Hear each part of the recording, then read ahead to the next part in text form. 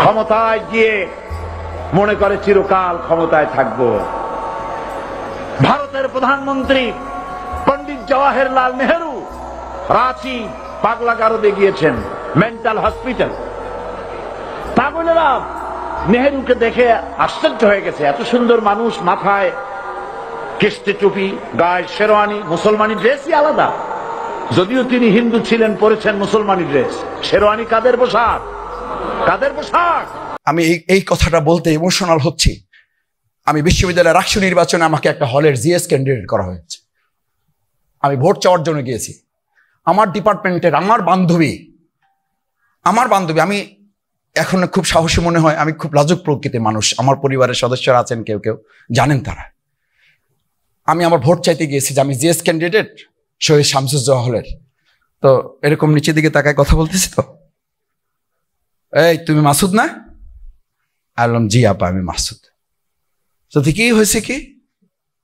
সে ওই যে আমি তো জিএস নির্বাচন করব, একটু আমার জন্য দোয়া করবা আর আমার একটু ভোট দিবা। বলছে মাথা জাগাও। জাগাইলাম। বলছে এখন কি করবো? বলছে তাকাও আমার দিকে। বললাম আপা, এটা তো আমাদের শিবির থেকে নিষেধ করা আছে। এটা তো শিবির থেকে আমাদের নিষেধ করা আছে। এটা যদি কেউ দেখে তাহলে আমার সাথীপদ থাকবে না। কেউ কেউ লিখতেছেন আমরা ক্ষমতায় আসলে ইসলাম বিরোধী কোনো আইন পাশ করব না। তার মানে মাথার মধ্যে ঘুরতেছে ইসলাম বিরোধী আইন পাশ করার সম্ভাবনা আছে।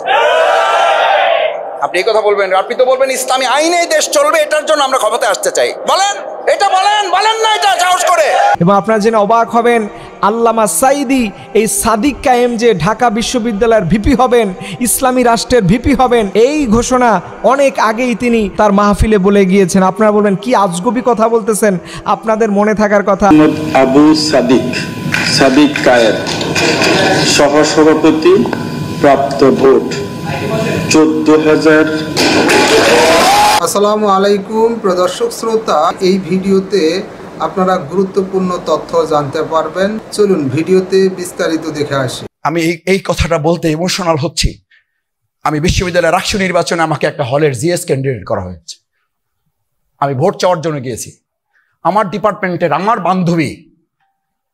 বান্ধবী, আমি এখন খুব সাহসী মনে হয়, আমি খুব লাজুক প্রকৃতির মানুষ। আমার পরিবারের সদস্যরা আছেন, কেউ কেউ জানেন তারা।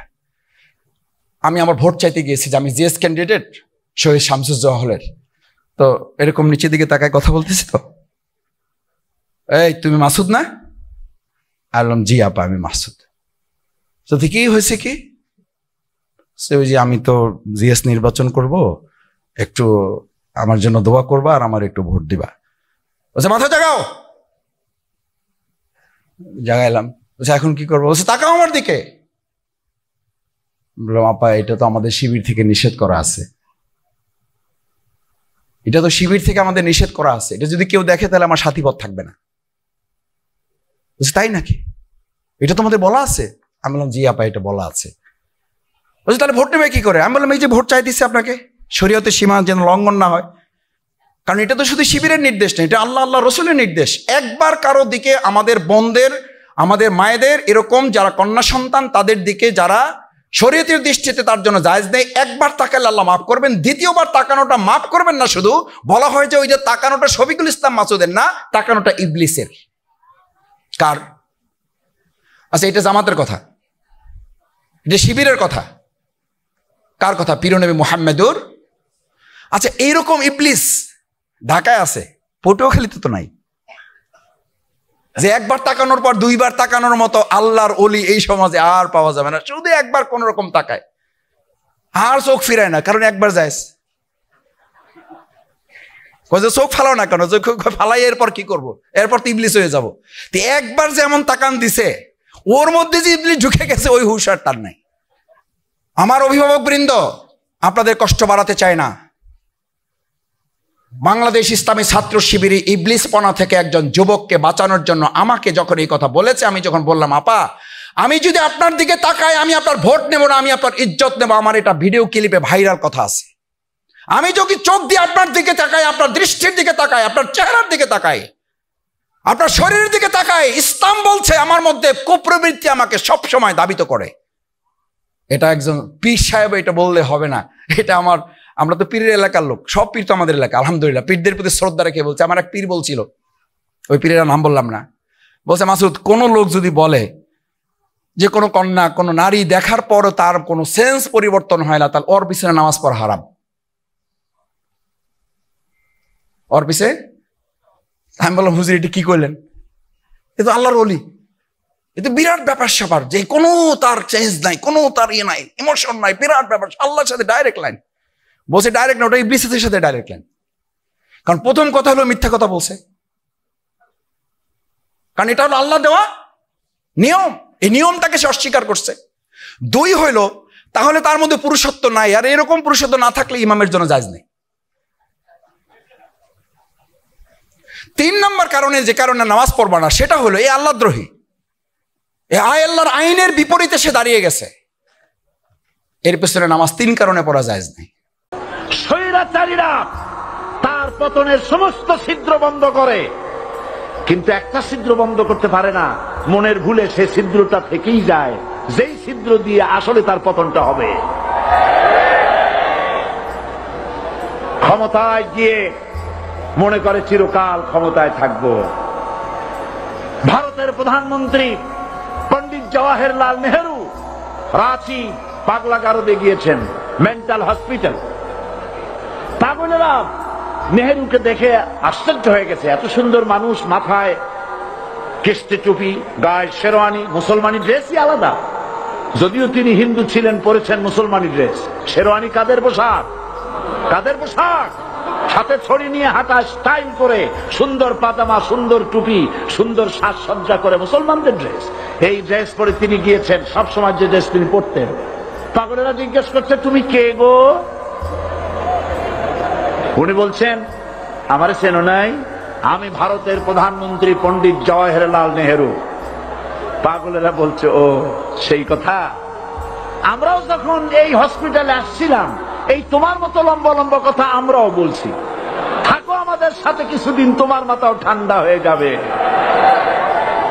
ক্ষমতায় যারা থাকে, ক্ষমতার মোহে চতুর্দিকে অন্ধকার দেখে, মনে করে আমার পতন আর হবে না। কিন্তু তোমাকে বুঝিবে যে গোকুলে বাড়ি শেষে। গাড়ির চাকা সব সময় উপরে থাকে না, গাড়ির চাকা সব সময় উপরে থাকলে গাড়ি তো চলবেই না। গাড়ির চাকা ঘোরে বলেই তো গাড়ি চলে। সুতরাং এই উপরে, তোমার চাকা উপরে এখন আছে বলে, তোমার দলের চাকা উপরে আছে বলে যারা মানুষের উপরে জুলুম করছো, আলেমদেরকে ধরতেছো, মুসল্লিদেরকে ধরে ধরে জেলে ঢুকাচ্ছ, সময় আসবে এমন ইন্দুরের গর্ত অপমানা ফেলাবার জন্য। আবু জাহেলের গোষ্ঠী, আবু জাহেলের গোষ্ঠী মনে করেছে সোজা আঙ্গুলে ঘি যখন উঠলো না, আঙ্গুল বাঁকা করতে হবে। শুরু হয়ে গেল অত্যাচার, শুরু হয়েছে না?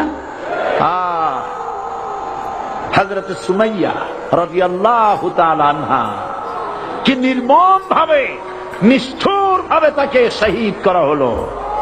খাব্বাব, হুবাইব, হযরত খাব্বাব রাদিয়াল্লাহু তাআলা আনহুকে দেখে হযরত ওমর একদিন বলছিলেন, খাব্বাব তোমার পিঠে এত গর্ত কেন? এত গর্তওয়ালা পিঠ আর এত চিকুন কোমর আমি তো জীবনেও দেখিনি। হযরত খাব্বাব বলেছেন, ওমর জানো না, ইসলাম কবুল করার অপরাধে, কালেমা পড়ার অপরাধে কাফির বেঈমানেরা আমাকে মারধর করেছে। যখন আমি তাদের মারে কালেমা ছাড়ি নাই, তখন আগুন জ্বালায়া আগুনের আংটার উপরে, আংটা আগুনের উপরে আমাকে চিৎ করে শোয়ায়া, আমি যেন নড়াচড়া করতে না পারি সেজন্য আমার বুকের উপরে পাথর চাপা দিয়া রেখেছে। আগুনে গোশত পুড়ে পুড়ে আগুন ভিতরে ঢুকেছে, গায়ের রক্ত আর চর্বি গলে গলে পড়ে আগুনগুলো নিবেছে। ওই পিঠে যে গর্ত হয়েছে আজও পর্যন্ত সেই গর্ত মিটে যায় নাই। হযরত খাব্বাব রাদিয়াল্লাহু তাআলা আনহু বলছেন, বুখারী শরীফে হাদিসে ভাবে এসেছে, ওয়ান খাব্বাব বিন আরিফ রাদিয়াল্লাহু তাআলা আনহু আন্নাহু قال شكونا إلى رسول الله صلى الله عليه وسلم وهو متوسد بردة له في ظل الكعبة. আমি গেলাম রাসূলুল্লাহর কাছে, যে দেখি হুজুর বাইতুল্লাহ শরীফের ছায়ায় আরাম ফরমাচ্ছেন। আমি কাছে গিয়ে বললাম, আলা তাস্তানসিরু লানা আলা তাদউ লানা ইয়া রাসূলুল্লাহ, হে রাসূল, আপনি কি আমাদের জন্য দোয়া করবেন না? আপনি কি আমাদের জন্য আল্লাহর কাছে সাহায্য প্রার্থনা করবেন না? মার খেয়ে খেয়ে তো শেষ হয়ে গেলাম। শুনতেছেন আপনারা? আল্লাহর নবী উঠে বসলেন, বললেন, খাব্বাব শোনো, তোমাদের আগে যারা এই পৃথিবীতে এসেছিলেন দ্বীনের দাওয়াত দেওয়ার জন্য, পয়সা নিয়া একাকে নিয়ে অথবা দলবদ্ধ ভাবে মানুষেরা যাতায়াত করবে, লা ইয়াখাফু ইল্লাল্লাহ, মানুষের মনের মধ্যে কোনো ভয় থাকবে না। এমন একটা সময় আসবে, ওয়ালাকিন্নাকুম তাস্তাজিলুন, অথচ তোমরা বড্ড তাড়াহুড়ো করছো। তাড়াহুড়ো করো না, অপেক্ষা করো, ধৈর্য ধরো, মার খাও, জেলে যাও, শহীদ হও, আল্লাহর রাজ কায়েম হবেই হবে।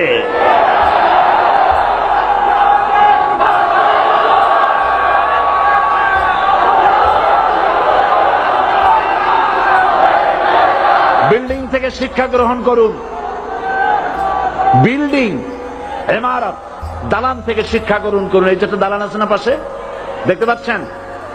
এই দালান কি দিয়ে তৈরি করা হয়েছে বলেন? ইট। সমস্ত ইটেরা যদি ধর্মঘট করত, আমরা কেউ মাটির তলায় যাব না, কেউ আমরা আগুনে পুড়ে ঝামা হব না, পিক হব না, কেউ আমরা টুকরা টুকরা হব না, সবাই থাকবো উপরে উপরে, তাহলে কি দালান হইতো নাকি?